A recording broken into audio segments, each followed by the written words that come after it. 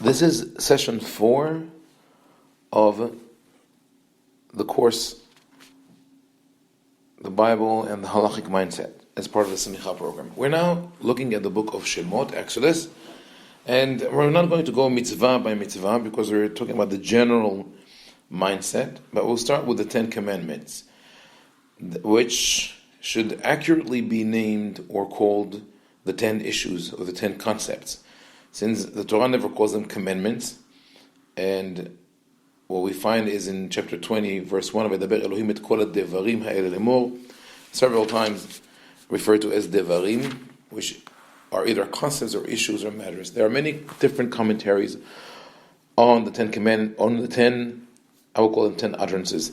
On the 10 utterances, Aseret HaDibrot, how to break them down into groups. The common concept is to divide them into 2 groups of 5 and to label the first 5 as mitzvot sheben adam lamakom, concept between us and God, and the second group as mitzvot ben adam lahavero, between us and other human beings. In the first group we have the statement, I am God who took you out of Egypt, the house of bondage. You shall have no other gods other than me. You will have no images, whether statues or molten images. You shall not pronounce Hashem's name in vain or carry Hashem's name in vain. You should remember the day of Shabbat and respect or honor your father and mother. So, if we go with the understanding that the first 5 are mitzvot sheben adam lamakom, between us and God, the last one forms a problem because honoring your mother and father is a ben adam lahavero, is a human interaction. There are commentaries who try to explain that as something that has implications on the relationship between the human and the divine, in the sense of gratitude, saying that if you have no gratitude for your parents, you'll end up having no gratitude towards God, but still the problem exists. But there's a greater problem in the second half of those 10 issues, matters, and that is that the second 5 are hard to file under one category.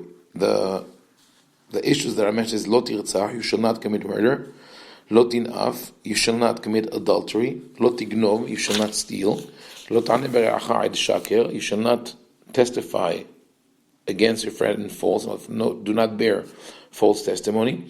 And finally, lo tahamod bet ra'icha, eshet ra'icha avdo v'amoto v'shoro v'hamoro v'chol asher le'ra'icha, you shall not covet that which belongs to another, his house, his wife, his servant, maidservant, ox, donkey, etc.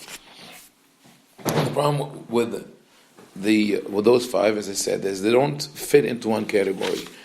The rabbis understood lo tignov as kidnapping, do not steal, as kidnapping and selling as a slave, which bears the capital punishment. The reason they had to say that is that if they want to make the second half of the 10 Commandments consistent, they will have to say lo tirtzah, do not commit murder, has capital punishment.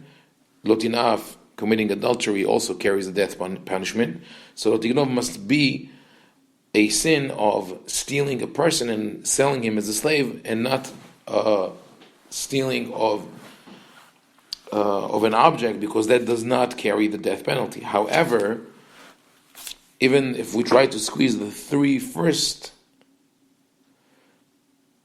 matters of the second half of the 10 Commandments into this category of sins which carry the death penalty, the 4th one forms a problem, because lo ta'aneh bere'acha ed shaker, should not bear false testimony. Would we say that it's limited only to cases where the outcome will have the death penalty? So does it say that if one testifies a false testimony against another on a financial issue, then that will be okay?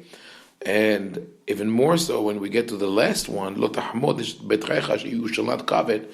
How can we find a case of coveting which will carry the death penalty? So obviously the attempt to make all these 5 into one category that all have the punishment of death penalty is illogical. So we'll put this aside, and there's another question, famous question of, how can the Torah command us to not covet? Coveting is an emotion, is a feeling. The Torah could say, do not act upon this emotion to try to take something by force. But how? But other than that, the way it is phrased, it cannot be phrased as a commandment. There are many more questions around the exact nature of the Ten Commandments. Why those of all the commandments of the Torah? And as I said, it's not really commandments; those are concepts. Some say that this is the classic format of entering the covenant between a king and his subjects. That is also, we have, of course, this component here. But I want to look at something different, and that is change the set of mind that calls those 10 matters 10 commandments, and show that they are not commandments, they are concepts that lead us in a path of understanding what is our purpose in the world in terms of observing Torah and mitzvot. As we'll see later when we get to Vayikra, the famous statement of Ve'ahavta le'ra'acha kamocha, love the other as you love yourself, which Hillel HaZaken and Rabbi Akiva said is the core of the whole Torah. Hillel HaZaken even said that the rest of the Torah is commentary to this verse. So the central axis around which the Torah revolves is the ability to detach ourselves from our selfish focus, where we do everything for ourselves, and start thinking of others. The Torah does say, love the other as you love yourself, meaning that first we have to develop a sense of loving and self-confidence and dignity and an understanding of our purpose in the world. Because if we don't love ourselves, we don't cherish or respect what we have, acknowledge our talents, then we don't think highly of ourselves and we don't feel committed to a certain mission or to a certain goal. Only when we raise ourselves and we bring our potential to light, we realize our potential, we use our talents, then we're able to help others. So in other words, the ideal way of Torah would be for a person who has the tendency or the proclivity to become a doctor, to be a doctor, and to use his talents as a doctor to help others, or an artist, a painter, a teacher, an engineer, construction worker, whatever your talents are, if you use them correctly within the framework of Torah, this in itself is observing the laws of the Torah. This is the Ve'ahavta le'arecha kamocha. Unfortunately, because of the tremendous focus that is being put in the religious world on the issue of the reward in the world to come, we, as Orthodox Jews, tend to think of what will be my reward in the world to come, in the Garden of Eden, or heaven, or Gan Eden, however it's called. When a person does a mitzvah thinking about the reward, even though the reward is not physical and not in this world, still it makes the mitzvah selfish and not focused on the other. So this is something that we have to have in mind. I want to show that in the 10 utterances, the Torah leads us towards the most noble state of mind, which is unselfishness, not being jealous of others, and therefore also focused and concentrated on helping others. How do we do that? First, we start by counting our blessings. In Ve'ahavta le'arecha kamocha, we have to start with loving ourselves. To love ourselves, we have to appreciate that which we have. So, as we go through the 10 concepts, we find this. Vaydaber Elohim et kol hadevarim ha'ele lemor, Anochi Adonai Elohecha asher hotzeticha me'eretz Mitzrayim mibet avadim. I am God who took you out of Egypt, of the house of bondage. This is the first gift. It's the gift of freedom. Later on the Torah will say, Ki li b'nei Yisrael avadim, avadaihem asher hotzeti otam me'eretz Mitzrayim. Bnei Yisrael are my slaves or my servants. They are my servants whom I took out of Egypt. As we mentioned previously, the idea is that the only power to whom humans are subjugated is that of God, and one human being cannot oppress another human being. Of course, we respond and we respect the laws of government wherever we are, but the government is also held up to standards of morals and values as dictated by the Torah. So the understanding that we are not slaves, that we have freedom. So even if we are we have found ourselves as Jews, as humans all over the world, in situations of oppression, of slavery, of war, and the hope and the understanding that we have this gift of being created in the image of God and having this innate freedom in us allowed us to always overcome all these difficulties. So this is indeed a tremendous gift that humans must take advantage of. And that is related to the second prohibition of "Lo ta'aseh lechapes lebechol temuna, asher b'shamayim mima'al, v'asher ba'aretz mitachat, v'asher b'mayim mitachat la'aretz." Do not make for yourself molten images or statues or any image of living creatures, and do not bow down to them or serve them. So the prohibition against idolatry is not meant for the protection of God, even though the Torah says, Ki El Kana, I am El Kana, I'm a jealous God. God is not jealous for his own honor or respect, because as we believe that God is immutable, our actions, worshipping or bowing down to other gods, should not affect him. The concern of God, and the reason why the word jealousy is used, is that God cares about us, knowing that when humanity embarks on the path of idolatry, it allows leaders to distort and use religion for their own needs. Because after all, humans know that those statues that they have created themselves have no powers. So why are they doing that? I believe that one of the reasons is that we have a natural tendency, as Emil Durkheim called it, the homo duplex. We have this sort of a dual personality where we are planted in the mundane on one hand, but we have some glimpses of the divine at one point or another. So we aspire to be more spiritual, we aspire to be divine, but we're planted in reality. So some people achieve this spiritual quest by becoming monks or priests or darwishes, and or through music or through the aesthetic experience.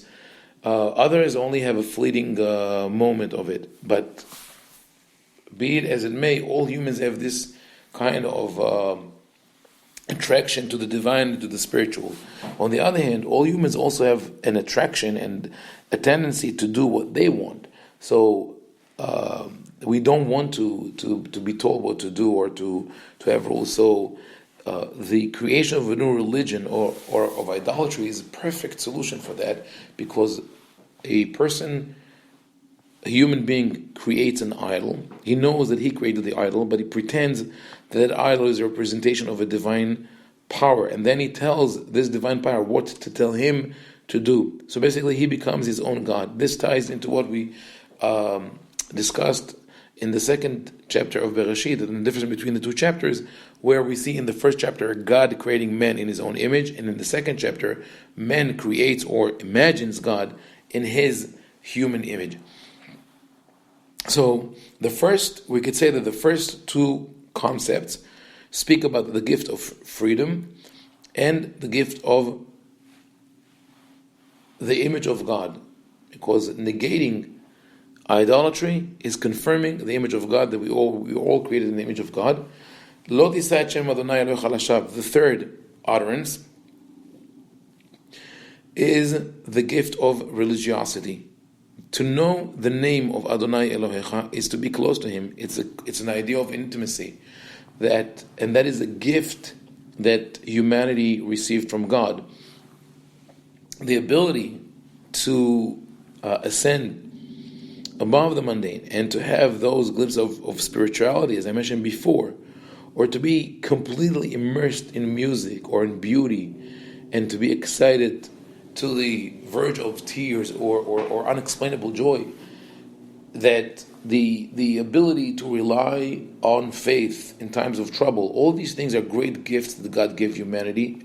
God tells us to be able to appreciate it and not to misuse it. Lo tisah et Shem Adonai Elohecha lashav. To use Hashem's name in vain means to distort the gift of religiosity that God gave us. It could happen on the individual level, but most commonly it happens on the institutional or establishment level, or people who represent the establishment, people of the cloth, or people of clergy, rabbis, who take advantage of their position as people who hold knowledge and who know, or that's what they claim, they know what God wants. And in that capacity, take advantage of people, either in a psychological way, or sometimes even in physical and financial way. One example where this is discussed in Tanakh is in Tehillim, chapter 73. He speaks about the priests who were corrupt and used the temple as their own playground or treasure chest. And at a certain point, he brings this. He says the following: "Shatu b'shamayim pihem u'shonam ti'alach ba'aretz." This is Psalm 73:9. Their mouth is in heaven, and their tongue walks all over the land. Meaning that those are the people who pretend to be the spokespeople of God. Meanwhile, they use spying and gossip and hate mongering to control people. So this is something that we have to be careful of. So now we sum all these together. All these three present to us the idea of the closeness to God, the image of God, religiosity, and freedom of the human being. Those are the gifts that God gave us. Now we come to the fourth utterance, the Diber HaRevi'i, which is also speaking of a gift, and that is the day of Shabbat. In the Aseret HaDibrot, the 10 utterances, we read, Zachor et Yom HaShabbat lekadesho, sheshet yamim ta'avod ve'asita kol melachtecha. Remember the day of Shabbat, sanctify the day of Shabbat. You shall work 6 days, but on the 7th day you shall rest with your son, your daughter, your servant, your maidservant, your animals, the sojourners, the people who travel through the land. For Hashem created the world in 6 days and rested on the 7th. The idea of Shabbat is a revolutionary idea. The idea that all people must rest is revolutionary, not only because of the physical rest, not only because of the element of equality. This is the great equalizer, where on Shabbat, the master and the slave, they all rest. Unlike most society in ancient times, where society would be divided into free men and slaves. Free men didn't have to work that much, and slaves would work constantly. By telling people that they must rest on Shabbat, the Torah gives them the gift of freedom, the gift of dignity, but also the gift of creativity, because once we cease our work on the daily routines, the everyday tasks that we must perform, we free our minds to think of other things. I like telling the story of the first convert that I had the honor to lead through the process of becoming Jewish. And when we got to the point of keeping Shabbat, she said that it would be very difficult for her. She was doing her doctoral studies and was about to present her dissertation. She never had a day of not writing. But I explained that this is what she will have to do, not to write for one Shabbat, so she gets used to the laws of Shabbat. And she called me on Monday to say that the Sunday before, the day after she didn't write, was the most productive day of her life. The fact that she rested on Shabbat and she wasn't able to write, but rather engaged in different things, released so many new powers for her and ideas, and she was bursting with creativity on the following day. So, and that is clearly written in the Torah in the previous chapters. In chapter 16, verse 29, when speaking about the manna, the divine food that God brought from heaven, which would not come on Shabbat. So the Torah says, "Re'u ki Adonai natan lachem haShabbat, al ken hu noten lachem bayom hashishi lechem imayim." See that God gave you the Shabbat. The Shabbat is a gift, so enjoy it. Don't go out and look for bread on Shabbat. One day you're allowed to rest. The idea that Shabbat is really a gift to humanity, and it's not a God-focused day, is extremely important, because people are so scared of transgressing Shabbat with the minute things that just sitting by the table to eat Shabbat meal is like walking through a minefield. People are afraid to use the salt shaker to cut this too thin, or to pull a bone out of fish, etc., etc. Not that it's not important, and we'll talk about it when we get to Chot Shabbat. But the main focus of Shabbat is not to have God rest, or for us not to interfere with God's quiet time. That would be really bordering in idolatry. The idea of Shabbat is that we must have a day of rest. And even if we don't want to, we cannot appreciate the benefits of the day until we truly experienced it. So, an interesting way to illustrate it is the Mishnah says that in a case that someone was lost in the desert or shipwrecked and lost a count of time, he doesn't know what day is it today, what should he do regarding Shabbat? Now, if Shabbat was an absolute term, meaning there's one day of Shabbat, which is a global day, and everybody must keep that day, then the person who's now in that dilemma of traveling through the desert, ideally should have tried to avoid work on every day and just do the minimal required for his survival. This way, let's say he has to work 1 hour each day, so 1 hour, if this day is Shabbat, then he transgressed 1 hour of Shabbat, but for the other 23 hours he was keeping Shabbat.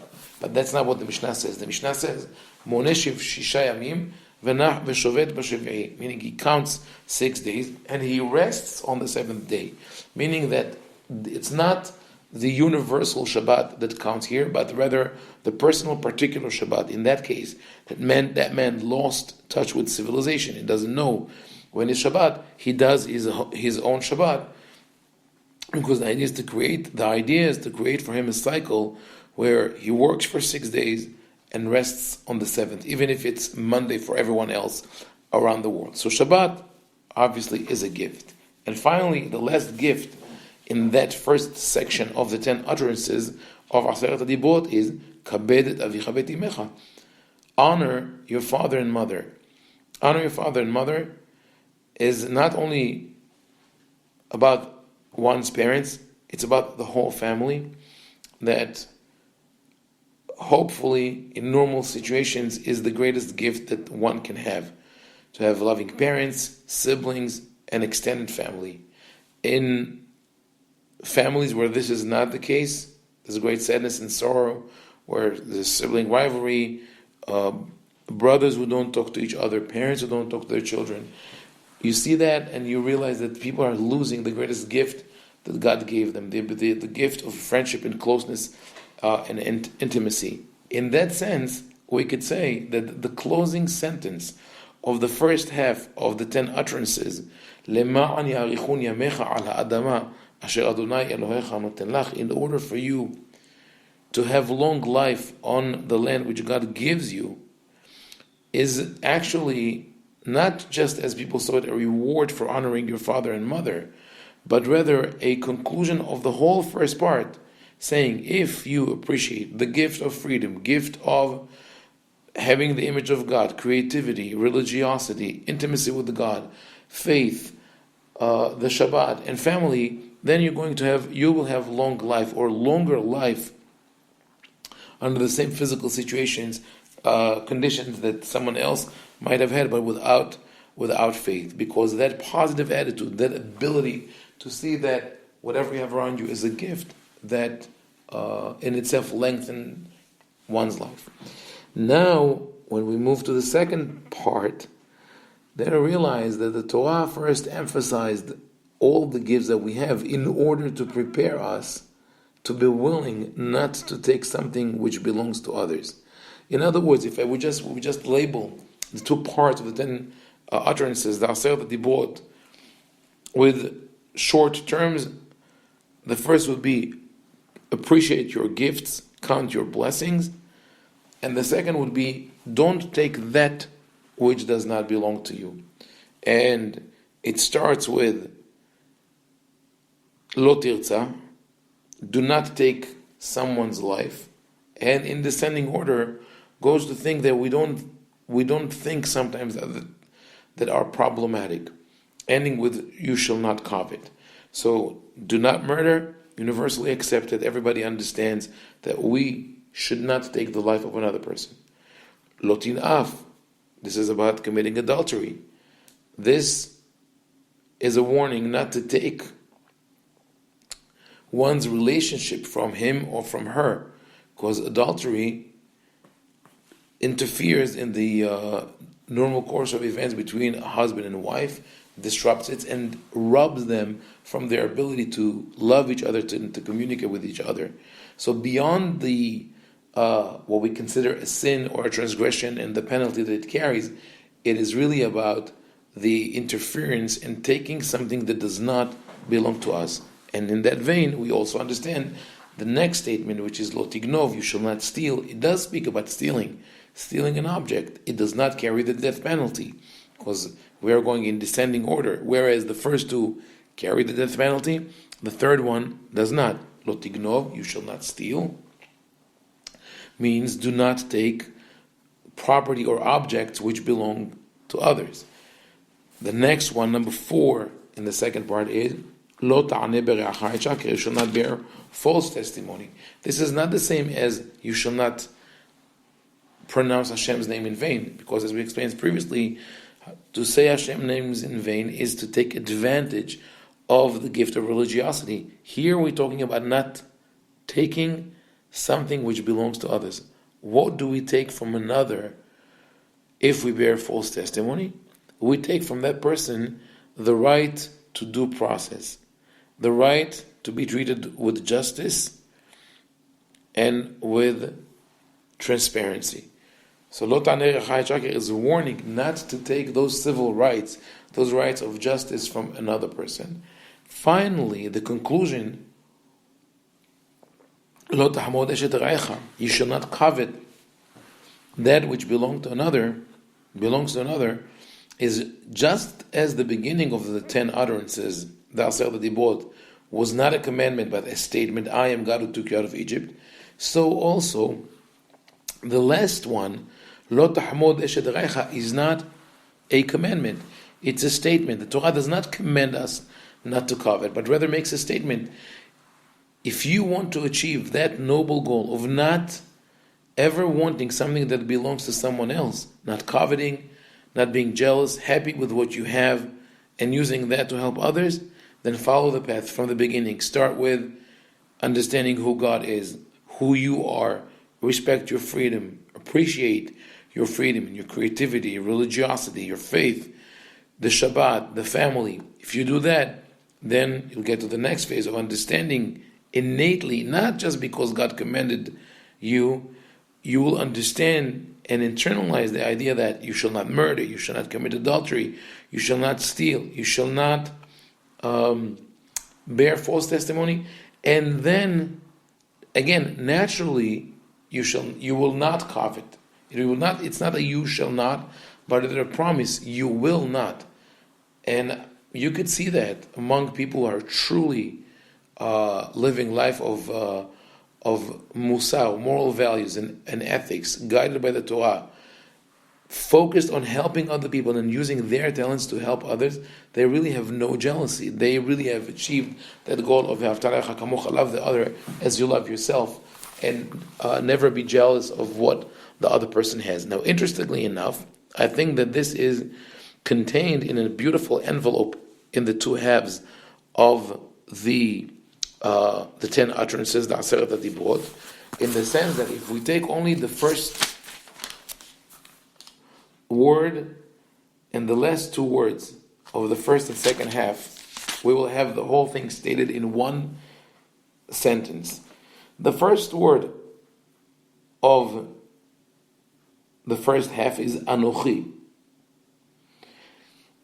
which is I or I am. The last two words of the first half, Noten Lach, give you. And that half, as I said, speaks about the gifts and the blessings that God gives us. So if we read only those three words, what will we get? Anochi noten lach. I give you.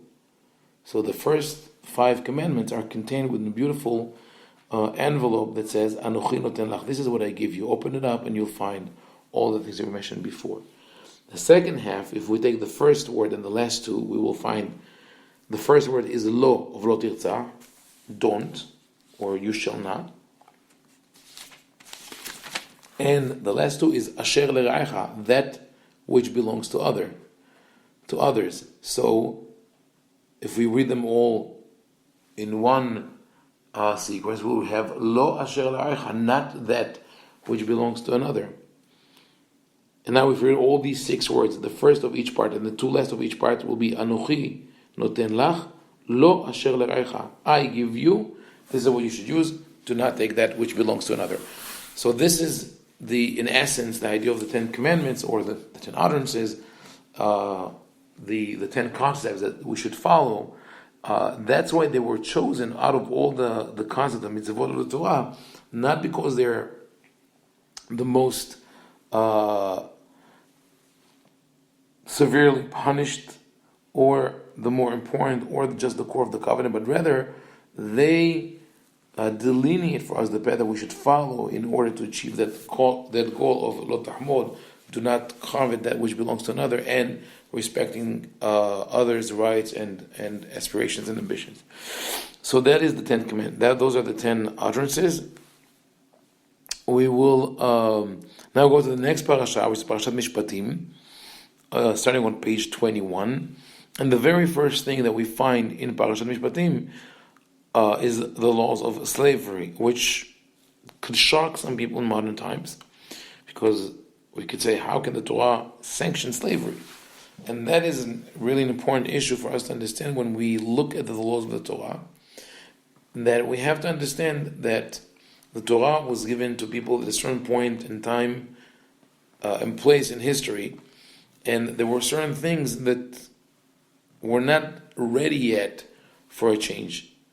So even the idea of God with no physical image was extremely difficult for people to accept, because they were used to a palpable God, an idol that they could, or an image they could relate to. So we know that in the next 700 years after the giving of the law in Har Sinai, Bnei Israel were constantly engaged in idolatry, whether it was in the desert or when they had the temporary temples in Israel in the time of Yoshua and the elders and Shemuel Hanavi, whether in the first temple, less so in the second temple. But one, looking carefully, even today could identify trends of idolatry among believing Jews by thinking of certain people or certain images or certain concepts as being physical representations of God. So this is not something that is easily changed. The Torah, instead of fighting certain things completely, diverted the attention of people. So with idolatry, there was no middle way. There was no middle ground to say, okay, you just could worship idols one day a week or in that manner. But rather, the Torah allowed people to worship God in the same manner that they worshipped before their pagan pantheon, and that is through sacrifices. This is the opinion of Maimonides, the opinion that makes a lot of sense when we read the Torah, because after the emphasis of the Torah on sacrifices, we have many examples in the Nevi'im where the Nevi'im rebuke the leaders or the people for abusing the concept of sacrifices. So this is just one example where we could say that the Torah made compromises. There are many more examples of such compromises that the Torah makes, and we'll deal with them one at a time. It's important to know that the concept exists out there, and we could definitely say that the idea of slavery was a compromise. The Torah is anti-slavery very vehemently, so because the Torah keeps on saying Anochi Hashem Elohecha asher hotzitichem be'et avadim. I took you out of the house of bondage. So the Torah is not in favor of slavery or owning slaves. Also, when we look closely at the details of the way the Torah speaks about slaves, we realize that they are much more benevolent, much more supportive of slaves than other societies at the time. Even in America, before the Civil War, slaves were not treated with the same respect and dignity that the Torah requires from the master to deal with the servant. For example, in later on in verses 26 and 27, the Torah says that if a master beats his slave to the extent that he suffers a physical infliction, such as losing an eye or even losing a tooth, the master must let the servant go free. This is unprecedented in societies at the time, and it was actually a deterrent for the master from beating his slaves, because he would stand the fear of losing them completely, as the bedin, the court, will sweep in and release the slave. So the Torah is protective of slaves. We have another later on in Sefer Devarim. We find the following commandment in chapter 23, verse 16: Lo tasgir aved el adonav asher yinatzel elecha mi'im adonav. Way before the Civil War and the underground train and helping slaves escape, we read this commandment of the Torah: you shall not hand in an escaping slave to his master. The Torah actually sanctions the escape of slaves, and it makes a lot of sense when one sees it in the context of the Exodus. The whole story of the Exodus is the story of escaping slaves. Their masters were tortured until they let them go. But if they would have escaped on their own, they would be free. So the Torah says, if a slave, he ran away and he comes to you, you cannot hand him back to his master. He should live amongst you, wherever he chooses to live, and he should be treated respectfully and not be taunted by you or reminded that he was a former slave. So this, I think, is something important to have in mind as we look at the parasha and we see the laws of slavery. Also here we have an interesting midrashic interpretation on the idea of what is called Eved Nirtzah, the slave who decides to stay in his master's house past the 7 years. This speaks about a Hebrew slave, not a foreigner. The Hebrew slaves have to only serve 6 years, and on the seventh one he is released to total freedom, which was not a practice. It was unfortunately kept up by Jews. We find later on in the book of Yirmiyahu that the prophet calls on people to follow the words of the Torah and to release their servants, their slaves. This is in chapter 34 in Jeremiah, starting at verse 8. So finally people did listen to Jeremiah, and they set their slaves and maidservants free. But unfortunately, as he says in verse 16, "V'tashivu ish et avdo v'ish et shifchato asher shilachtem chofshim lenafsham, v'tichbeshu otam liot lachem la'avadim v'lishpachot." You took your servants back, and you have oppressed them again. Meaning, people did not really follow that. It was too difficult for them to follow. In Eved Nirtzah, however, the concept is that a servant who refuses to leave his master's house is being sort of punished or humiliated by piercing his ear with an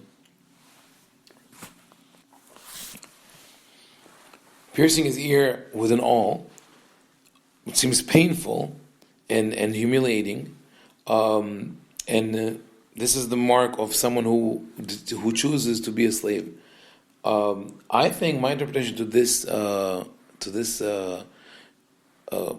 concept of piercing the ear of a slave with an awl, in light of the Midrash that says that the ear was chosen because the ear heard on Mount Sinai, you shall not be a slave, so it should be punished for choosing to become a slave.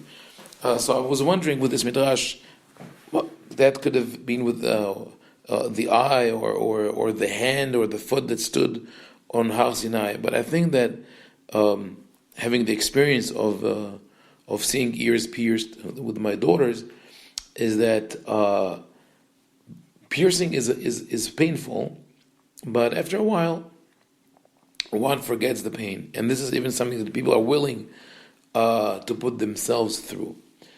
The piercing of the ear was meant to send a message to the slave. You were once a free person. You became a slave because the Torah says he sold himself either because he didn't have money or was sold because he was a thief. But the idea was for him to be educated, to become independent, and to eventually leave slavery behind and assume or resume life as a free citizen. So the master is supposed to tell him, when on the first day on the job, on the first day that you were a slave, it hurt you, it humiliated you like an awl piercing your ear. But now you're comfortable with that. You forgot it, just as a person whose ear is pierced forgets that once he had that pain. So you should never forget the pain of being a slave. You should never be happy with it, and always strive to come out of the situation. And most probably, before this act of piercing the ear, the slave would have been given a less opportunity to decide not to do so. Shocking fact that I found with conversation with friends, Orthodox, modern Orthodox, is that a lot of Jews believe that slavery is an integral part of the Torah, and that when Mashiach comes, slavery will be reinstituted. This to me is nothing short of appalling. We have to understand that slavery is not right in any way, form, or shape, and whenever the Torah speaks of it, it speaks of it with the intention to eliminate it eventually. And even if we read later on in the prophets say that when the end of days will come, you will have servants from among the nations. It was said to people who were in a certain state of mind. They were oppressed. They were in exile. They were hoping for something. So the language the prophet can use with them is the language that they're familiar with. They know that independent people have slaves. For the prophet to come and say, when Mashiach comes, you'll be free, and there will be slaves no more, that is not something that would uplift them. So sometimes the truth had to be tweaked a little bit to give people hope and inspiration. But with the long hindsight of history that we have to realize that history is not an ideal thing. Rather, we should cling to prophecies like that of Isaiah and Micha and Micah, where they say that all nations would flock to hear the Torah and learn the Torah, and that there will be equality among all mankind. So this is when we speak about slavery.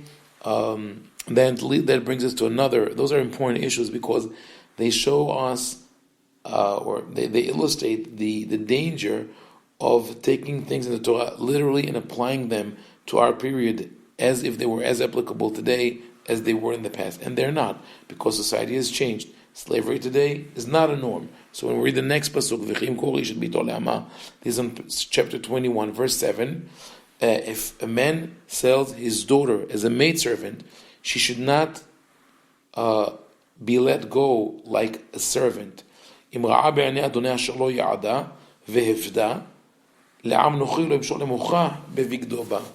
That the master, if she was destined for the master for marriage, but the master decides to let her go free, he cannot sell her to another person.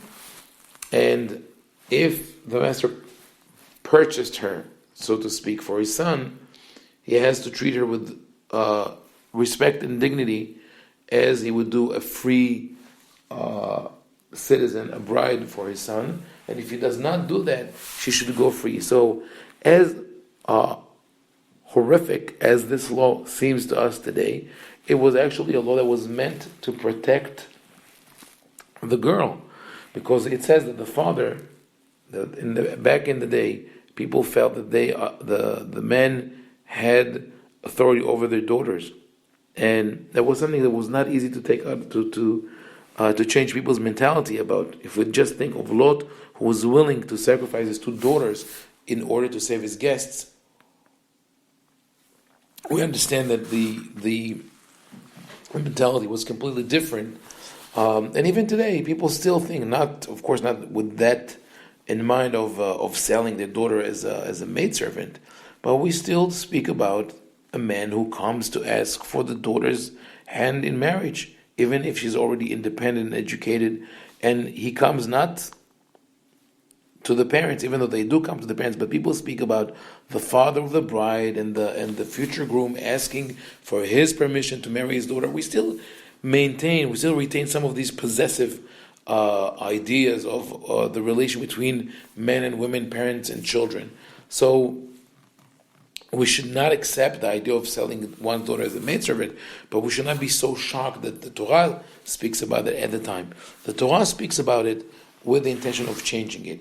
So whereas in other societies a girl could have been sold as a slave, the Torah says that the sale, sort of the purchase, is limited. It's only for marital purposes, and the girl has to be treated as a full-fledged wife, an independent woman, not a slave. If the master changes his mind, he cannot sell her further as property, but rather she goes free. And the way the rabbi is explaining the Talmud, she goes free, and she also is not under the auspices of her father anymore. Same thing happens if she was destined for the master's son, he must treat her as an independent woman, as a wife, and if he does not do that, the contract is severed and she walks free.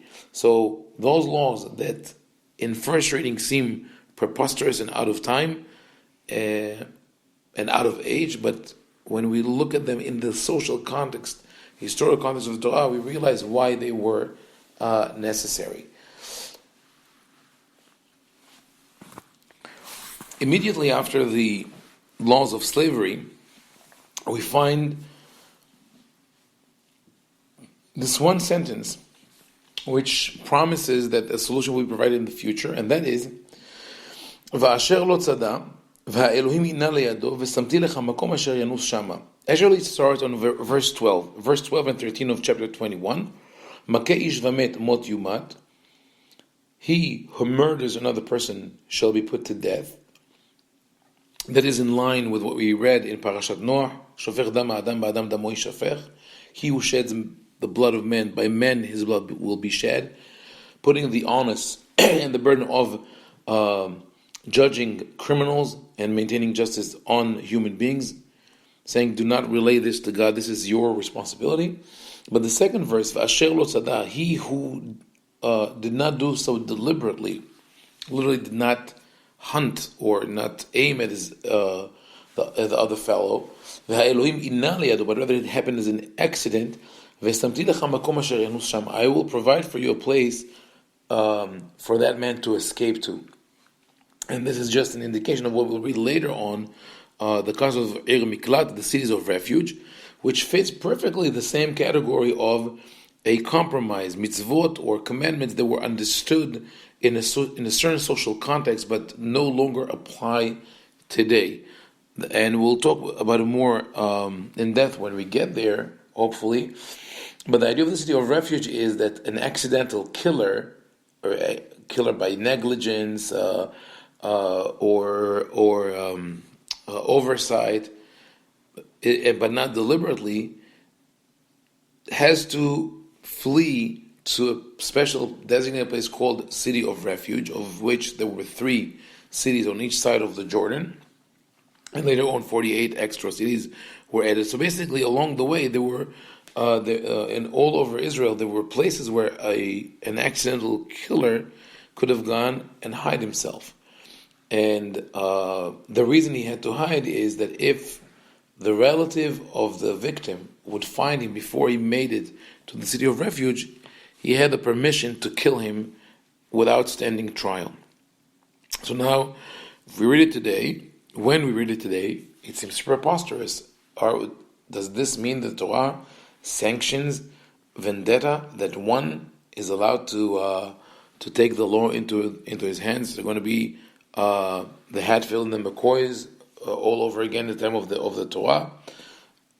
How is this possible? So again, the answer is compromise.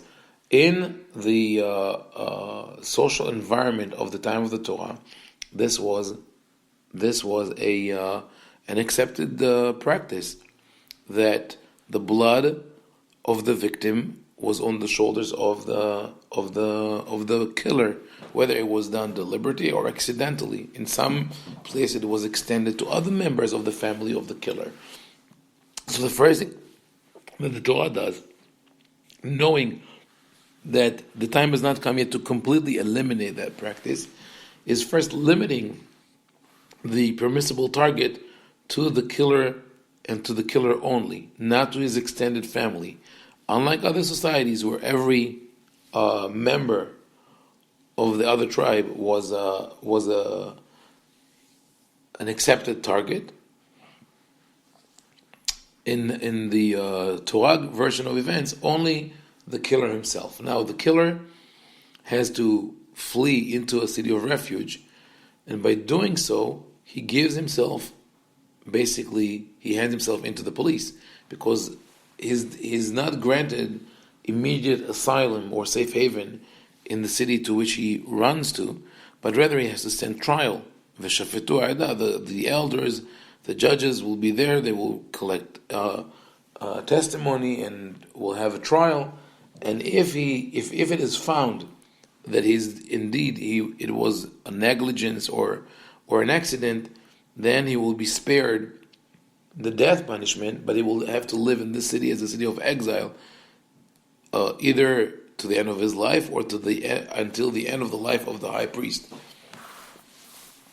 What we achieve by that, if on the other hand he's found guilty, he's going to be executed.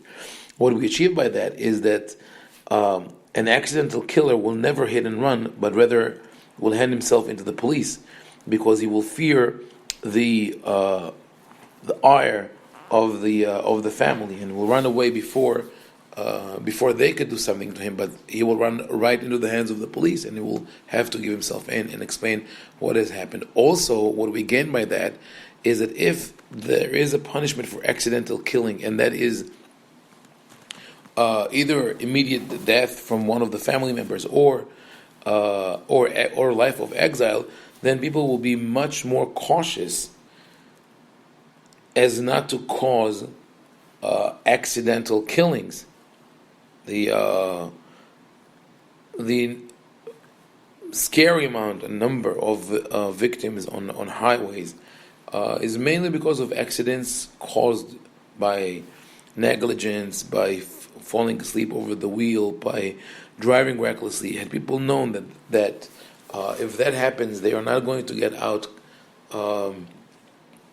easily, but rather end up in exile for the rest of their life, or maybe even killed by a family member, they would be more cautious.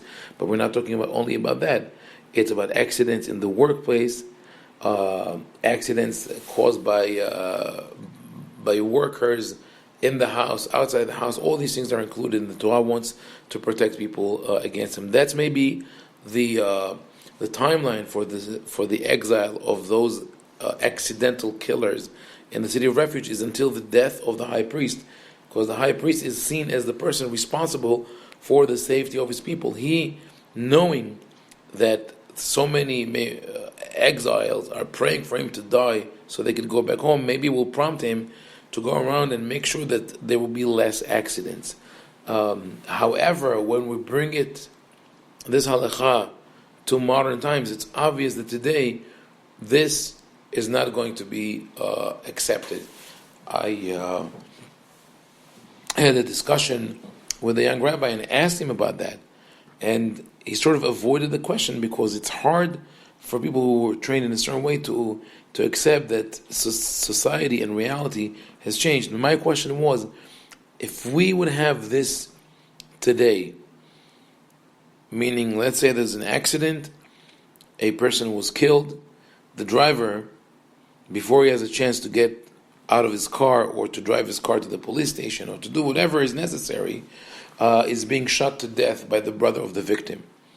Would anyone today in an American court or in a modern court would acquit the brother of the victim of the accident completely, to say he could walk free? That's okay. He will have to bear some responsibility, some consequences. So obviously the Torah did not meant for these halachot to be kept today. It's important to emphasize those halachot that are preposterously not adequate for our modern lifestyle and society, in order to understand that there are other halachot that might cause distress only to some people in certain situations, but we have to really try to understand whether there is a paradigm shift that justifies a new look, a new understanding of this halacha, and see it as maybe a compromise or maybe as addressing a certain situation that existed in the past but does not exist today anymore. In the next session, we'll continue with Parashat Mishpatim, since it's really packed with halachot, and hopefully we'll also get to talk about the idea of sacrifices and why do we have such detailed description of all the sacrifices. As a matter of fact, if we compare the different commandments in the Torah, we'll find out that the most detailed laws in the Torah have to do with the sacrifices, whereas the laws of Shabbat, of kosher, of shechita, slaughtering, etc., are mentioned only in very vague terms. And this is something that definitely could clear for us the Halakhic mindset of the Torah and the Tanakh, and God willing, we'll do it in the next session. Have a great day.